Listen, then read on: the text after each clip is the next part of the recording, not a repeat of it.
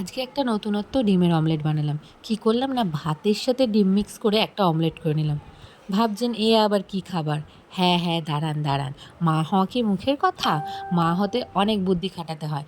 যেমন এখন আমার পাপা সোনা ভাত খেতে চায় না। তাই আমি কি করলাম, একটা ডিম দিয়ে মিক্স করে একটা ডিমের অমলেট করে দিলাম। ডিমের অমলেটটাও খুব মজা করে খায়, তার জন্য ডিমের অমলেট করে দিলাম। এরপরে ছাদে চলে গেলাম সবজির খোসাগুলোকে আমার বাস্কেটের মধ্যে ফেলতে।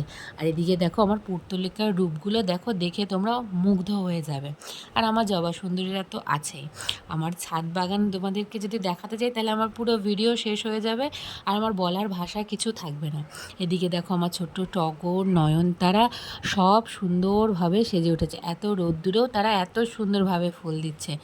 তো বন্ধুরা, তোমরা যারা শ্রীজ লাইফ কর্নার এতদিন ধরে দেখছো, আমার ভিউজ আসছে বন্ধুরা, কিন্তু সাবস্ক্রাইবার কেউ আসছে না। তো প্লিজ বন্ধুরা, তোমরা আমার চ্যানেলটাকে সাবস্ক্রাইব করে দিও।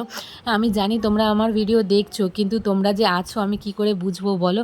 প্লিজ আমার চ্যানেলটাকে সাবস্ক্রাইব করে দিও, তাহলে তোমরা আমার ভিডিও আরও দেখতে পাবে।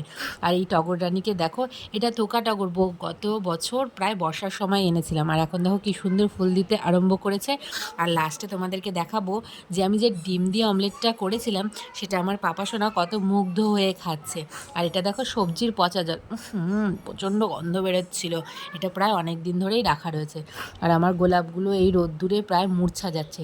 আর এই গাছটা মানুষের জঙ্গলে আদারে বাদারে হয়ে থাকে, আর আমার কাকা 30-60 টাকা দিয়ে দুটো গাছ কিনে নিয়ে এসে। আর পরের বাড়ির আম গাছ দেখা ঠিক নয়, বুঝলে বন্ধুরা? বেশি আম যদিও বা হয়নি। আর দেখো রোদ্দুর থেকে এসে আমার মুখ চোখ প্রায় লাল হয়ে গেছে। প্লিজ তোমরা আর এরমভাবে দেখো না। এই রকম ঝগড়ুটের মতন চুল বেঁধে আমি সারাদিনই থাকি। আমি জানি তোমরা বলবে, তবু কিছু করার নেই গো, বাড়িতে আমি আর গরমে পারি না। আর দেখো আমার পাপা কি মজা করে হচ্ছে গিয়ে ডিমের অমলেটটা খাচ্ছে। আর আজকের ভিডিওটা এই পর্যন্তই, টাটা।